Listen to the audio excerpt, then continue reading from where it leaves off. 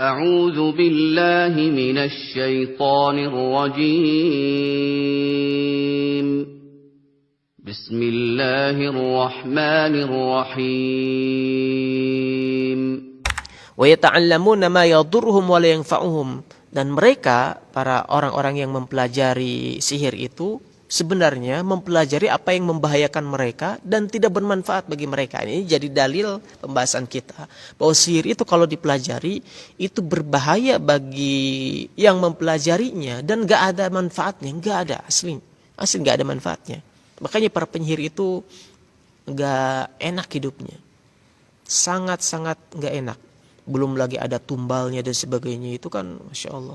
Jadi para penyihir itu kalau mau semakin sakti, dia harus melakukan hal-hal yang sangat menjauhkan dia dari agama.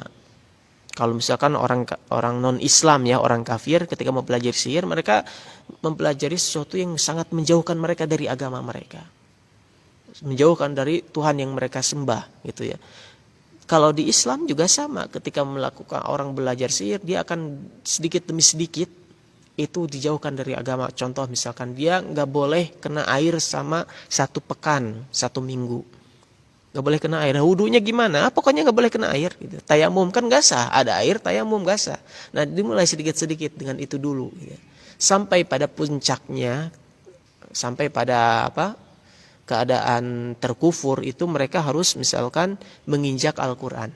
Dan ini pernah ada guru saya menceritakan gitu ya, di suatu daerah di negeri kita di Indonesia, ada dia itu berpenampilan seperti ustadz, kiai, tapi jago gitu ya, jago kebatinannya bahasa kita ya, ilmu kanuragannya, sihir. Padahal kita sebutnya sihir, tapi karena berpakaian bersorban gitu, berpeci, jadi sebutnya karomah atau wali, padahal sihir dia. Jadi dia bisa nyembuhin orang dan sebagainya. Pokoknya sakti. Yang namanya sakti apapun orang, ya kalau udah waktunya mati, ya mati. Ternyata meninggal lah si orang tersebut, si tukang sihir bersorban tersebut. Di rumahnya itu ada suatu ruangan, katanya. Ruangan ini nggak boleh keluarganya, bahkan istrinya pun nggak boleh masuk ke ruangan tersebut di rumah itu, di rumahnya dia. Tapi karena udah meninggal kan mau diberesin ya, semua peralatannya dan sebagainya. Akhirnya dibukalah ruangan tersebut, ternyata ada ruangan gelap dan sebagainya, bau dan sebagainya. Ternyata itu adalah ruangan untuk ya ritual dia yang meninggal ini. Ketika dilihat ternyata ada WC, tempat buang air besar, yang mana di sana kalau tempat kakinya itu ya, kan kalau buang air besar itu kalau jongkok tuh ada tempat kakinya, itu adalah mushaf Al-Quran gitu. Jadi gitu, mereka itu para penyihir itu untuk semakin menguatkan sihirnya itu biasanya melakukan hal-hal yang sangat bertentangan dengan agama. Dikatakan juga kata sebagian ulama bahwa di antara setan untuk bagaimana menjauhkan dari agama, kadang penyihir itu disuruh menulis ayat Al-Quran. Jadi awalnya bagus kan, menulis ayat Al-Quran di kertas, tapi dengan darah haid. Harus dengan darah haid. Nah, digitu-gituin pokoknya. Maka dari itu, mereka itu mempelajari sesuatu yang membahayakan. Bukankah ketika kita mengejek agama itu dosa besar, ancamannya besar, lantas bagaimana dengan cara menghinakan seperti itu? Maka wa ta'allamuna ma yadurruhum, mereka mempelajari sihir itu adalah hakikatnya mempelajari hal yang membahayakan dan gak bermanfaat. Ya. Nah, seperti itu. Maka siapapun yang mempelajari sihir akhirnya akan tragis. Matinya itu gak enak. Gitu ya. Kemudian para pengikutnya, kata Rasulullah sallallahu alaihi wasallam kan, barang siapa yang mendatangi arrafa, itu salah satu dukun ya, salah satu nama dukun dalam bahasa kita, maka dia fasa'alahu man ata'arrafan fasa'alahu falam yuqbal salatun arba'ina yauman fan yuqbalahu, maka dia tidak akan diterima salatnya selama 40 hari. Ini kalau kata para ulama, kalau datang ke dukun kemudian nanya-nanya itu enggak diterima salatnya 40 hari ya. Tapi kalau man ata'arrafan au kahinan fasaddaqahu fasa'alahu fasaddaqahu, datang ke dukun kemudian nanya dukun tersebut dan membenarkan, maksudnya itu mempercayai apa yang dikatakan dukun tersebut, maka faqad kafara bima unzila ala Muhammadin, dia telah kufur terhadap apa yang diturunkan kepada Nabi Muhammad SAW, yakni Al-Quran, kufur terhadap Al-Quran, ya intinya kufur, melakukan hal yang kafir. Itu kalau datangnya sambil menyetujui tadi itu wasaddaqahu, ya menyetujui, mempercayai, menganggap hal itu benar. Wah. Tapi kalau datang aja nanya gitu ya, nanya itu 40 hari sholat. Nah begitu ya. Tapi dikecualikan bagi orang yang datang nanya untuk menguji dukun tersebut dan memperlihatkan kelemahan dukun ini. Apa dalilnya? Dalilnya pernah Nabi Muhammad bertanya kepada Ibnu Sayyad, tentang kata beliau, aku menyembunyikan apa nih dalam diriku, kata Rasulullah. Nah, nanya, padahal Ibnu Sayyad itu terkenal dia itu ya semacam peramal gitu ya, dukun. Karena untuk apa? Untuk memperlihatkan nih salah nih yang dikatakan Ibnu Sayyad. Dia nggak bisa menebak apa yang nah gitu ya. Baik.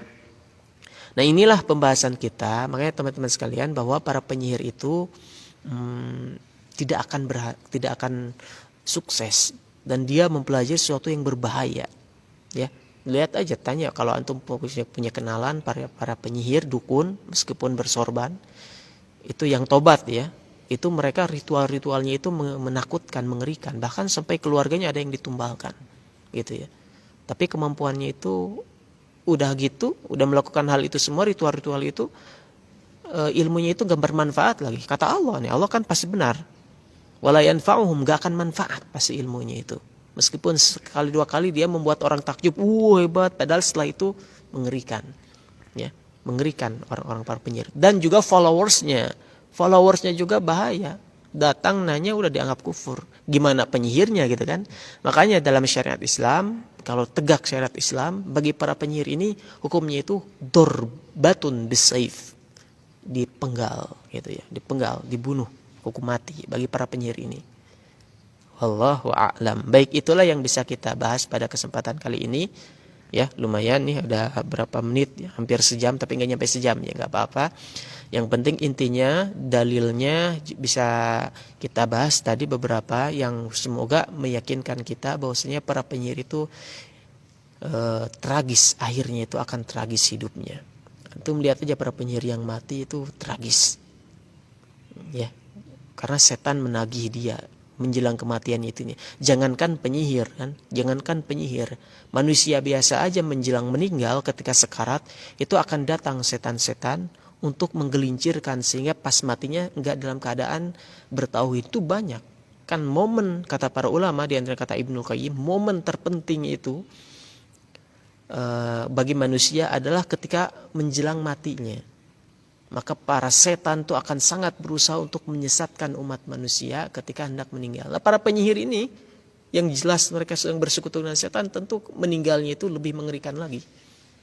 Gitu ya. Makanya hati-hati jangan sampai tergoda dengan sihir.